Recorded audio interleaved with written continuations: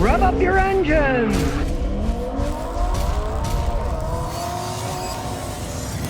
Well, that VinFast company looks like they're in trouble. A company called Black Spade Acquisition looks like it's merged with the company because they got problems. And here's one of their problems. The VinFast VF8 has registered 128 cars in the United States. That means they've sold 128 that are registered on the road. The company is floundering. Of course, they're coming in at a point now where that glass ceiling for electric cars, we're slowly approaching it, if you ask me, where it's going to be. Nobody's going to buy anymore. It's a new unknown company, right? They say they're going to make them in the United States. And now they say, well, we're pushing that to 2027 now because we don't know about making this factory and building them in the United States, blah, blah, blah, blah, blah. And of course, it's so competitive. Here's what the guy says about the VinFast V8. In news that will surprise absolutely no one, Americans aren't interested in an overpriced, underperforming electric crossover from Vietnam. Says it all, you know? They just think they jump in. It's already a competitive segment. There's different companies making different things at different prices, different speeds, right? And they're floundering. There's 128 of them registered. Maybe they sold some and the people didn't put them on the road yet, but they haven't sold very many of them, right? So the company, it isn't looking too good for them as it stands now. Of course, they're talking about building a factory in the United States because, of course, then people would get the tax break because it's made in the United States. Presently, they aren't made in the United States, so they don't get the tax break. Another electric car company to watch, VinFast. If I were you, I wouldn't put any money down on a VinFast car anytime soon. Well, Tesla's finally joining the 21st century. Now it looks like they're making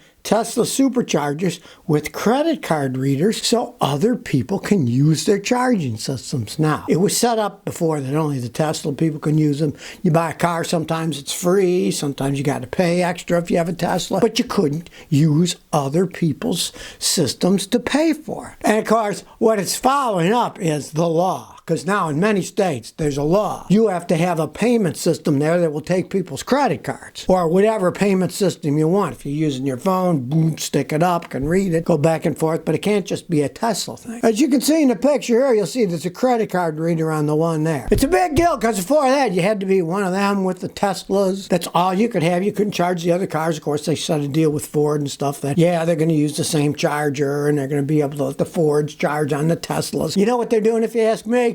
They're rearranging the deck of the Titanic as it sinks under the sea. There's not enough charging stations. They can share what they have now all they want. For millions of Americans, there just is not the infrastructure for these cars. And this is like, oh, last-ditch attempt. Well, we'll let them use ours now. Like oh, they're helping people out. Oh, you can use our Royal Chargers, right? But even Tesla's bending to, well, we're going to have to let them use credit cards now. Because, of course, he wanted his own payment system, so he makes all the money, right? You know how that goes. If you use somebody else's credit card, it's a surcharge and all that stuff. Well, I guess he didn't like that idea in the first place, but since the states are going to make laws that say, hey, if you're going to build these charging stations, anybody with an electric car and a credit card should be able to access them. So he's probably giving some lame brain excuse of why it's happening, but mainly because it's going to be a legal requirement, right? You're going to have public transportation, public chargers. Hey, anybody should be able to pay for it and use it, not be a member of this fancy Tesla club. Well, here's some good news. A North Dakota geologist said that they found all kinds of precious minerals in a North Dakota mineral jackpot. Remember the Chinese say they're going to restrict how many of these rare earth minerals they're going to sell to the United States? Well, it turns out there might be tons of them in North Dakota, and that they're in lignite deposits, which is a lot of lignite, and it's very easy to get out. It's not one of these hard to process things. It's simple to mine.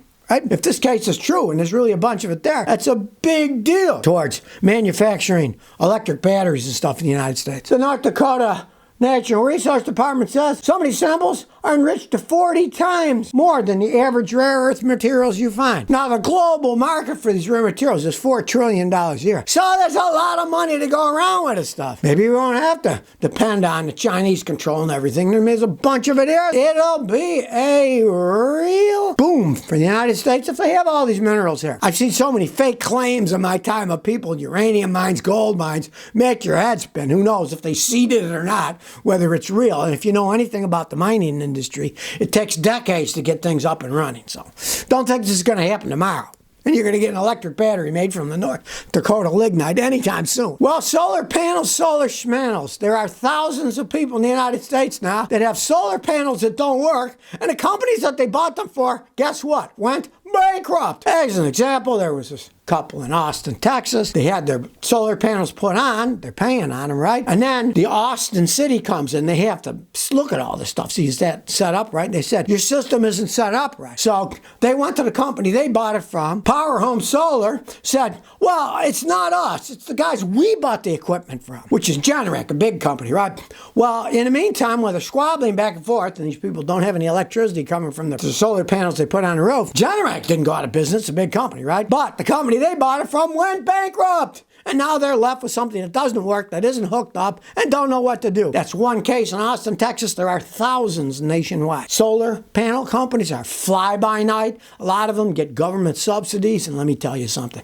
Anything that gets government subsidies is just ripe with corruption and greed and fraud. I mean, look at the coronavirus. Turns out that billions of dollars were skimmed off of that from people cheating the government for stuff that didn't really exist. And in this case, it's solar panels getting government money, and then boom, the company goes bankrupt. The people at the bottom can't even use them. So be leery the next time you're thinking about putting solar panels on your roof. Neil Snick says, where is the best place to list one's car to sell it privately? I want to consider selling mine. Well, there's many things. Craigslist, you name it. The problem is if you're selling your car privately, these days with the shortage of used cars, you're going to get every nut in town coming to you that are professionals. And they're going to want to lowball you because they want to buy your car and then sell it at a higher price. You're going to get every scumbag on earth coming to your house. I've seen that happen to a lot of people. You might tell your friends, other people, if it's a nice car, and maybe one of them will buy it. It'll be a private deal, and you won't have to deal with not only just the general public, but the scumbags out there who buy and sell cars for a living, who will be knocking on your door because they're dying to get vehicles they're hard to find. So you can put it in Craigslist or stuff like that, but you're going to be dealing with the idiots of the world. You might try to sell it privately first. Tell your friends, relatives, anybody that you know. If it's a good car, hey, people are always looking for a good car, and you won't have to deal with absolute lunatics, unless, of course, you have a bunch of relatives that are absolute lunatics, and then, well, it's not my fault. As they say, you can pick your friends, but you can't pick your relatives. 228 says, I have no electrical power after I replaced the water pump on a 2014 GMC Acadia. I have no power. I don't see any corrosion on the wiring. I have no juice anywhere. I tested positive cable to the firewall, and there is no juice anyplace. All right, well, you got a short somewhere. When you replace that water pump, trace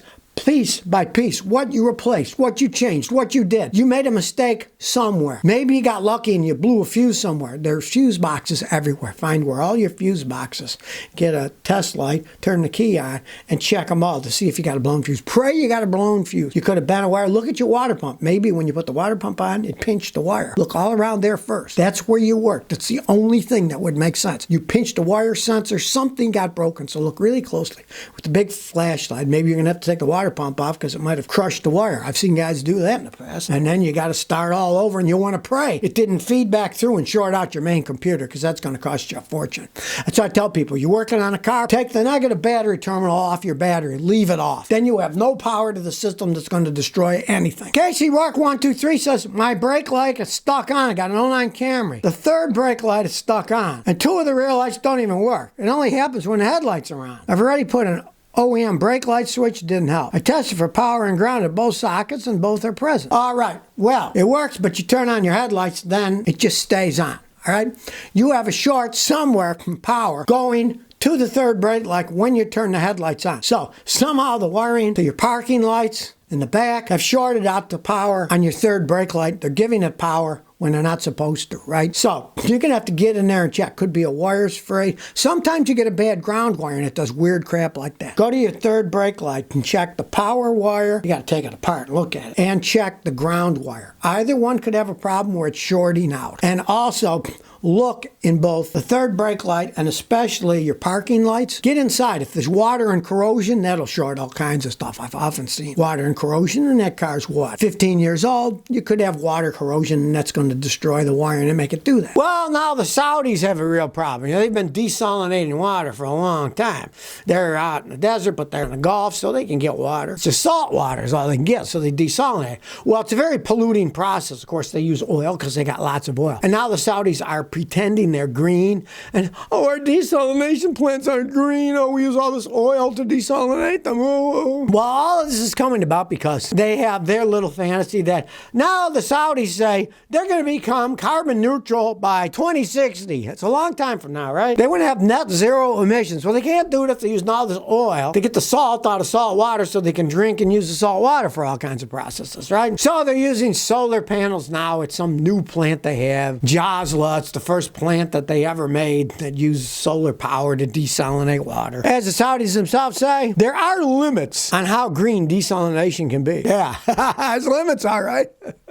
People want water. They don't care how they get it. They're going to want water. They don't care what kind of oil or whatever they got to use to get the water. They're in a desert with no water. So if you never want to miss another one of my new car repair videos, remember to ring that bell.